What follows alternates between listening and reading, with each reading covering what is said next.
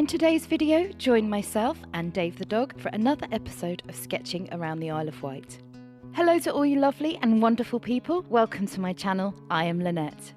Whilst taking Dave for a walk on a rare sunny spring afternoon, spring was definitely in the air, all the daffodils had bloomed and the sky was a magnificent shade of blue. I loved how much this medieval church was being framed by so much colour and decided to take some footage to use as inspiration and reference for today's video.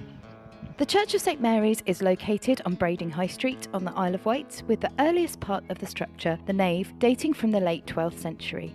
The north and south aisles, the chancel and the tower were all added in the 13th century. The tower is very unusual. At ground floor level it has arched openings to the north, west and south, and is one of the only 4 church towers in England constructed this way. This is a structure that I've been meaning to sketch for a very long time, so without further ado, let's get on with it.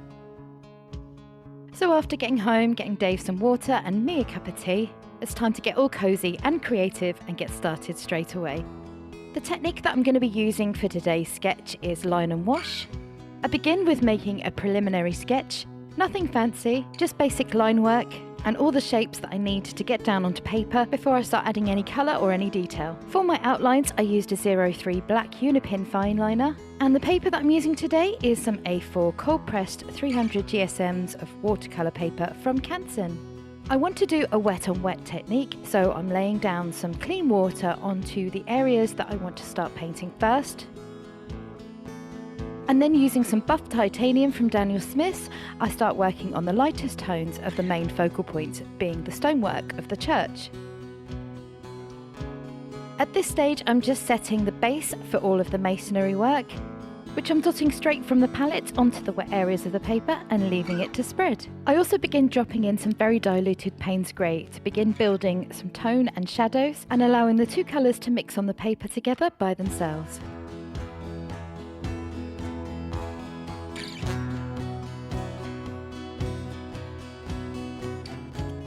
At this point I wanted to add a little bit of extra colour to the stonework, so I started dropping in a little bit of burnt sienna. Not much, just little tiny bits here and there.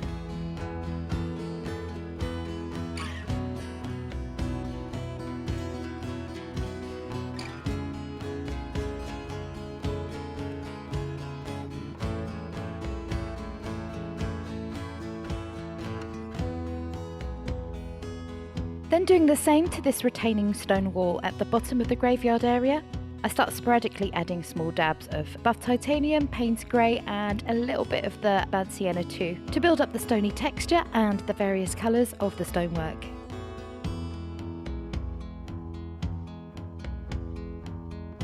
With a fairly rich concentrated mix of the Payne's grey, I started adding to the areas of the wall that will be shadowed by the ivy growing on the wall to start building up all the shadowy areas, and I'm not worried if it goes on to where the areas are going to be green too, as there's plenty of areas of the ivy that's in shadow also. Using the same colours, I'm also adding some colour to the eroded gravestones dotted around the grassy area. Just a really quick wash to set the base work, which I will then be elaborating on further into the painting. I do add a few extra gravestones that I haven't already drawn out, just because I think the space required them to be there. With the first wash of the masonry now done, I'm going to leave that to dry before I start adding anything else in, so that nothing bleeds into the work that I've already done.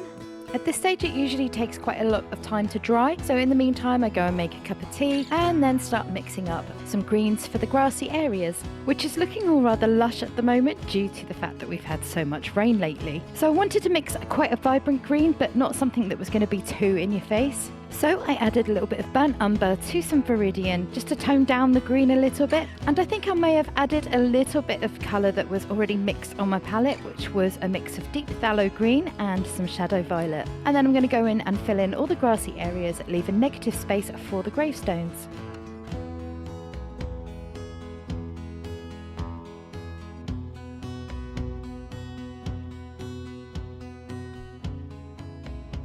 Now in the scene there's some areas at the front where there's some daffodils growing. I just add a touch of burnt sienna into the areas of where the daffodils are growing so that it blends into the greens. So it makes a reference to where you can sort of see some soil, and also to darken those greens because it's going to be quite dark in that area. Talking of dark, I wanted to mix up a much darker shade of green for the ivy area, which I used some Van Dyke green and then some burnt umber, and start building up all this greenery that's cascading over this old stone wall, which I'm loosely just dotting around all over where I've kind of sketched out the areas of where the ivy is going to be. And then once I do that, I'm going to leave everything to dry before continuing to work on this sketch, which is perfect time for a little bit of a Dave cuddle. I mean, look at that face. Oh, you my baby. Yeah, my baby. My baby. With a suitable amount of attention given to Dave and everything now dry, I now turn my attention to the sky behind the church. Now I'm going to let you into a little secret here. This is my second attempt at this sketch, which is one of the reasons why this video is out a little bit later than I'd hoped it to be. In my first sketch, when I put in the wash for the sky, it all came out looking incredibly bright, too bright in my opinion. But then I continued to carry on with the sketch itself to see if I could save it, and I didn't try to save it until the very end, where I decided to add some French grey to the blue to hopefully mute it down. Sometimes you can fix things, and then sometimes the more you try to fix them, the worse you make it. But I will show you at the end of this video exactly what I mean and why I had to start all over again.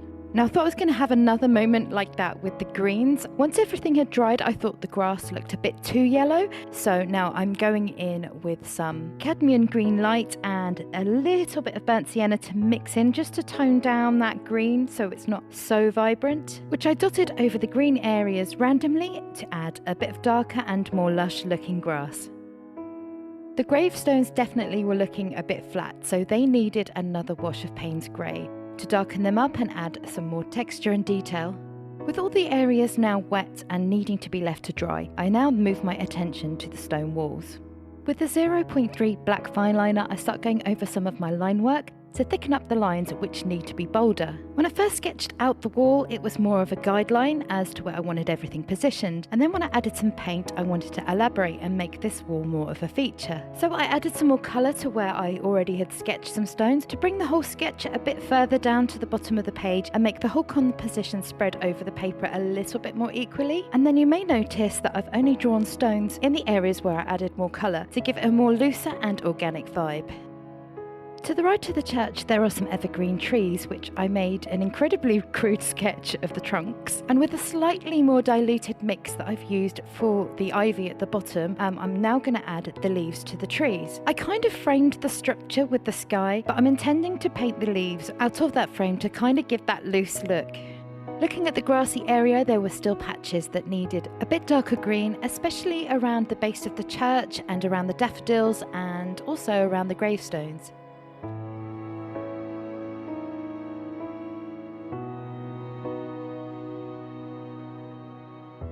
And then the area in the distance where we've just painted those trees, I wanted to build up the greenery in that area a little bit more by adding a few bushes that don't actually exist in real life, but I just thought it looked better for having them there.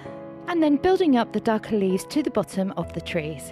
And then also doing the same to the ivy on the wall.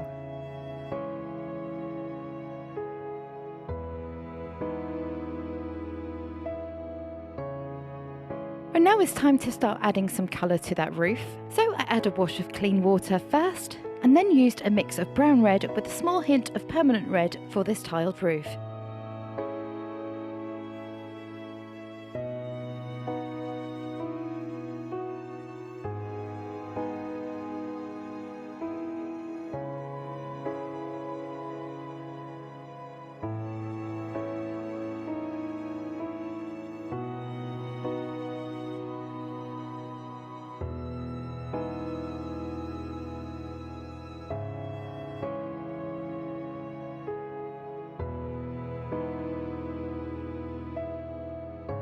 There were areas on this roof where the tile work seemed to be a bit darker in places than others, a little bit more weathered perhaps, so I added in burnt umber, and also then there's a patch that was particularly dark, so I put in some Payne's grey, dropping that into the wet paint and letting it mix all together on the paper.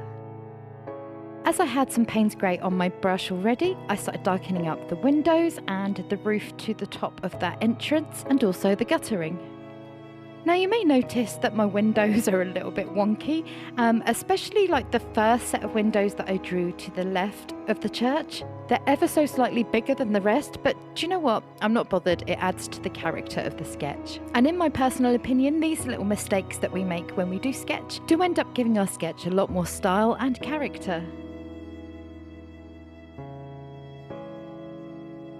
Another thing that I like to do to add a little bit of interest and character to your sketch is adding splashes. Once the roof had dried, it still looked a bit flat, so it needed some more texture adding to it, so I added some more Payne's grey, and then I started working on this tree to the left of the church. Now in real life, I think this one is a cherry tree, and unfortunately it's not blooming or budding at the moment, but I kind of like the fact that there were some trees that were green in the background, and then there was just this twiggy kind of spooky looking tree too. If any of you have been watching my channel for a while, you know that I have a thing for all things spooky. So if there's an opportunity to add a little bit of creepy spookiness to my art, then I shall. Now I forgot to leave some negative space to add daffodils to the graveyard. And if I was to paint with watercolour on top of the green, it just wouldn't be vibrant enough. So I'm going to kind of cheat with a little bit of yellow gouache. The shade that I used was primary yellow from Winsor and Newton. Because the flowers are so small in relation to the rest of the sketch, I'm just making like little irregular dot shapes.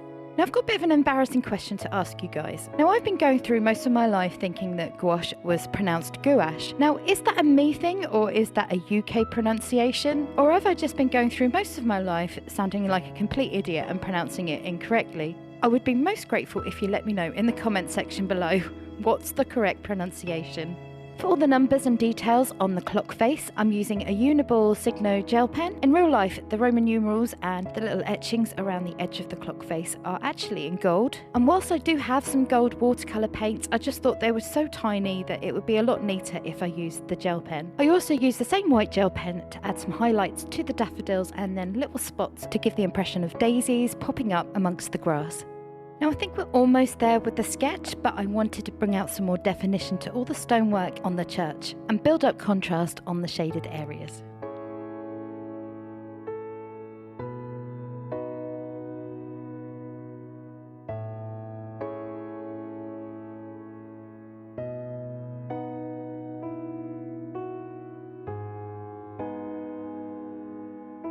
Now I'm not going to go in and draw or paint every single stone. I think it would just be too busy, so I'm just making reference to some here and there wherever I think that they need to go. A good technique for also adding texture and colour to stonework is by adding watercolour splashes, which I've done so at the bottom here on the old brick wall. And I also added some splashes to the top of the skyline that I created, just to extend the picture a little bit more and also to give it a little bit more of a looser feel. So this is the end result for my sketch number 2 of the church, and this is the initial one. Now whilst I don't hate it, before I put any grey on it, it was really too bright. And then once I added a grey wash on top, everything kind of bled into each other, and I tried to add Posca paint pens to bring out the clouds, and it was all just a big mess. But I'm glad that I persevered and redid it. Anyway, more importantly, what did you guys think? If you enjoyed the video, please don't forget to give it a thumbs up. And if you could leave a comment, that would be fantastic because it really helps out the channel. And if you'd like to support my art and my channel, then please consider giving it a subscribe. And until the next time, thank you for watching and take care.